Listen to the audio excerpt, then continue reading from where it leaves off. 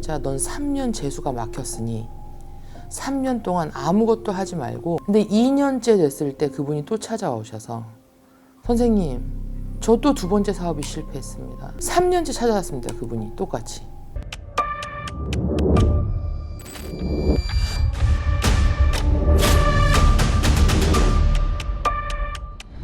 안녕하세요. 아차산 대만신 연암 정경아입니다. 네, 선생님 오늘도 선생님을 찾아뵙습니다. 네. 선생님께서 신점을 많이 보시잖아요.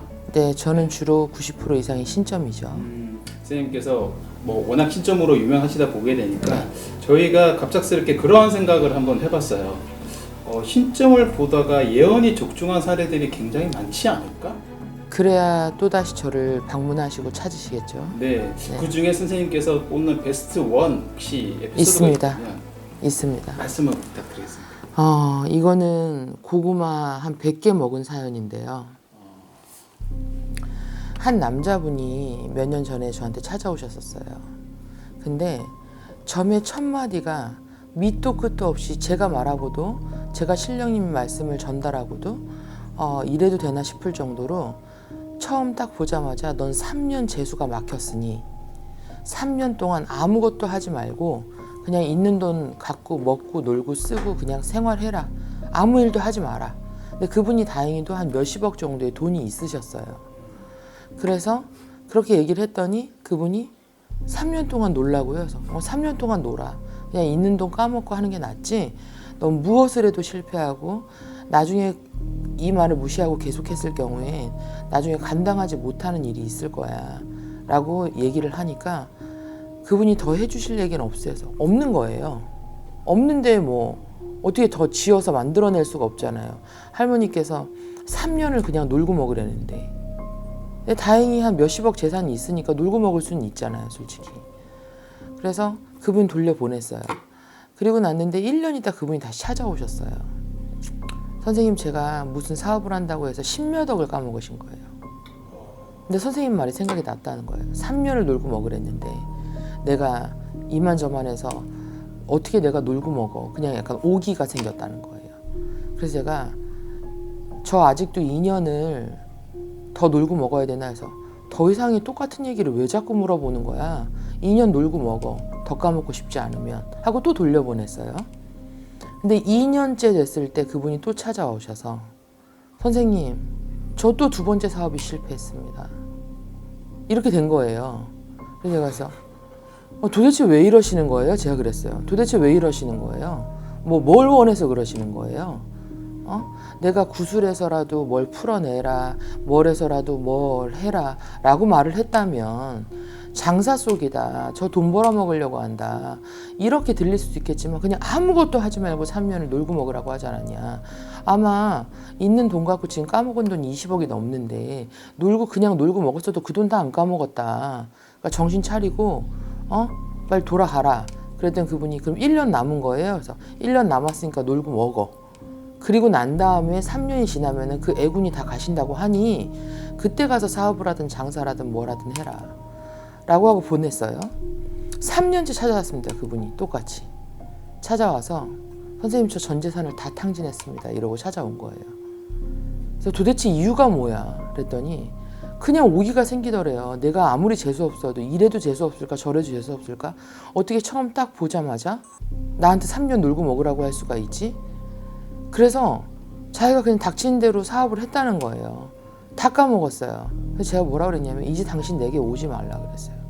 그런 성향의 사람들은 뭐 점을 10번을 보든 100번을 보든 똑같고 굿도 신령님이 도와주고 무당이 빌어주고 또 정성을 비는 제갓집이 진심 어린 마음이 이 세 개가 한 박자가 맞춰줘야 성불을 하는 거거든요. 근데 점이나 누군가의 조언을 그렇게 오기로 받아들여서 자기 하고 싶은 대로 하고 나면 더 이상 어떻게 해줄 수 있는 게 없잖아요. 그렇죠? 그런 적이 있었습니다. 그분은 그러면 지금은 잘 지내시나요? 모르겠어요. 제가 오지 말라 그랬어요. 그리고 네, 그리고 그 3년째가 됐을 때 이분은 이미 거의 전 재산을 다 탕진한 상태였어요. 그러니까 그냥 가만히 있다가 3년 후에 했으면 운이 살아 돌아올 거를 그러지 못한 상태에서 만약에 돈이 하나도 없는 사람이고 뭐 알바라도 해야 되는 상황이었다면 그냥 가만히 쉴 수는 없었겠죠. 근데 그분은 재산이 있었잖아요. 그리고 원래도 유흥과 노는 걸 좋아하는 분이긴 했어요.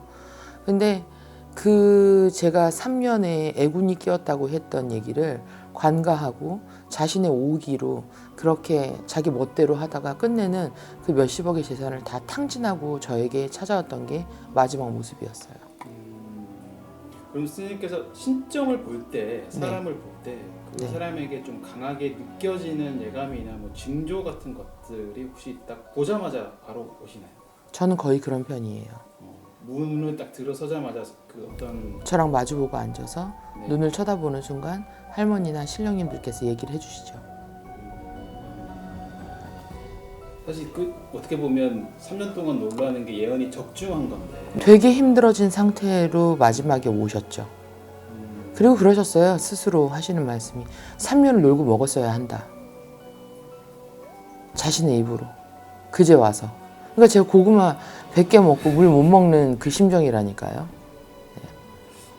3년을 먹었으면 그 뒤에 하나 사업이 그래도 잘 됐을 텐데 네, 뭔가를 준비를 하고 충분히 차라리 그 3년 동안에 3년 후에 내가 무언가를 할까 구상하고 연구하고 또 생각을 조금 가다듬어 볼 수 있는 계기가 충분히 됐을 텐데 그 시간을 이상하게 보내게 된 거죠. 무당은 신의 말씀을 전하는 매개체의 역할을 하는 영매예요. 근데 우리가 컨디션이 좀 더 좋을 때가 있고 컨디션이 조금은 떨어질 때가 있잖아요. 예전에 되게 웃긴 얘기를 한번 들었었어요. 어떤 제자분이 손님을 상담하려고 들어왔는데 노란 색깔 원이 보이더래요. 계속해서. 그래서 노란색이 뭐지? 노란색이 뭐지? 그럼 저 같으면 노란색 원이 보이네요. 무슨 일을 하세요? 라고 저는 얘기를 했을 텐데 그 제자분은 귤밖에 떠오르는 게 없더래요. 노란색 원이니까 노란색 원이니까. 그래서 귤 장사하세요? 이러고 물어봤대요. 그랬더니 그분이 얼굴이 빨개지더니 손님이 저 양궁 선수인데요. 라고 얘기를 하시더래요. 네. 그러니 우리가 이 같은 사례처럼 무언가를 포장하려고 하거나 재포장을 하려고 하거나 신의 말씀을 조금만이라도 다른 모습으로 포장하면 거기서의 실수나 미스가 커지는 것 같아요. 있는 그대로의 날 것을 보는 게 맞고 있는 그대로의 날 것을 전하는 게 맞습니다. 그렇다면 사실 선생님에게 아차산 대만신이 되게 용하다고 하니까 우리 한번 가볼까라고 하는 네. 그래서는 안 되지만 다른 무당 선생님께서 혹시 숨기고 신분을 숨기고 선생님 저 많이 봤어요. 진짜로 오신 네, 분이 저 많이 봤어요. 예전에 어떤 일이 있었냐면 저 애동이 때인데 저는 신 받고 다음 날부터 손님을 봐서 첫 굿을 바로 시작할 정도로 저는 힘든 게 없이 불리던 제자예요. 근데 한 1년쯤 됐을 때 굉장히 소문이 이제 많이 났던 거예요. 여러모로. 그래서 어떤 여자분이 아들과 그리고 무슨 친구뻘 되는 분하고 같이 찾아오셨는데 상담 예약을 안 했는데 자기가 무조건 1번이라고 막 실갱이를 하고 있는 거예요. 뒤에 예약 손님들은 막 밀려 있는 상태였는데. 그래서 하도 그래서 그럼 그냥 들어오라고 우선은 보자 한 번은. 그래서 딱 들어왔어요. 들어왔는데 갑자기 컥 하고 제 목이 확 잡히더니 영상으로 냉면 있잖아요. 냉면 면발이요. 네네. 면발이 토해져 나오는 영상이 보이는 거예요. 그래서 당신의 남편이 냉면 먹다가 죽었지 않냐. 급살 맞아서. 그랬더니 갑자기 그분이 못 참고 애동이 몸에 실려서 고생하지 말고 나오세요. 이렇게 얘기를 한 거예요. 보살이었던 거예요. 그래서 제가 건방지게 찾아와서 애동이 몸에 실려서 고생시킬 거라고 하면서 제가 이제 뭐라고 대꾸를 막 했죠. 그랬더니 그분이 천호동에서 무슨 보살이라고 하면은 좀 유명하셨던 분이셨대요. 그분이 그 당시에. 근데 제가 딱 그 자리에서 뭐라고 그랬냐면 아들이 너무 잘생겼어요. 아직도 그 인물이 기억날 정도로. 근데 제가 그랬어요. 너 말해봐. 아야 어여 오요 해봐. 말해봐. 가나다라 와봐서 해봐. 그랬더니 갑자기 저를 이렇게 딱 쳐다보는 거예요. 그래서 내가 네가 이런 식으로 횡포를 아닌 횡포를 부리고 네가 무당이라면서 속이면서 이렇게 전보로 돌아다니고 신을 잡고 네 마음대로 하려고 하니까 네 아들한테 신이 내려서 멀쩡한 아들 혓바닥이 굳었잖아. 말해봐. 그랬더니 이 아들이 말을 못하는 거예요. 그래서 점을 보러 왔던 거예요. 그래서 그 아들이 신을 받았어요. 그런 사연들도 있답니다. 이게 본인의 아들을 혹시 어머니가 신내림을 해주거나 그런 경우도 그런 경우들이 있죠. 네. 그분은 저한테 굿을 의뢰하겠다고 했었어요. 그 무당분이. 근데 저는 안 하겠다고 했죠. 왜 안 하셨어요? 저는 그런 심보를 싫어해요. 자기가 무당이잖아요. 만신이었으면 만신에 대한 예우를 갖춰야죠. 그리고 차라리 제가 이제 점을 잘 볼 수 있게끔 하고 난 다음에 우리가 이렇게 힘든데 어떻게 좋은 방법이 없을까 한번 찾아보자. 이렇게 됐다면 저는 그걸 했을 거예요. 근데 그 보살님의 태도가 너무 형편없었어요. 그리고 났는데 제가 더 이상 안 봐 했더니 딸은 한 분 같이 오셨다고 했잖아요. 그분이 아니 저는 제가 소개해서 왔는데 저는 진짜 이렇게 몇 달을 기다려서 왔는데 저 좀 봐주시면 안 돼요? 라고 얘기를 하길래 제가 첫 마디가 또 뭐였냐면 이 집에 공양주를 20년을 넘게 해먹었으면 너는 의리도 없어도 이렇게 없을 수가 없다. 너도 가. 제가 이런 거예요. 이분이 공양주였는데 어디 가서 자기 이제 모시던 보살님이 잘하다가 너무너무 점점 힘들어진 상황이 생기니까 어디 잘 보는 애동이가 있다고 소개를 받아가지고 해서 온 거였어요. 뭐 신점을 보러 올 때 꼭 이것만은 좀 지켰으면 좋겠다라는 게 있을까요? 우리가 선과 격이라는 표현이 있잖아요. 만약 예를 들어서 만신이 제자가 이거 이렇게 하시면 안 됩니다 라고 말을 전했어요. 근데 다시 물어보는 거예요. 재차.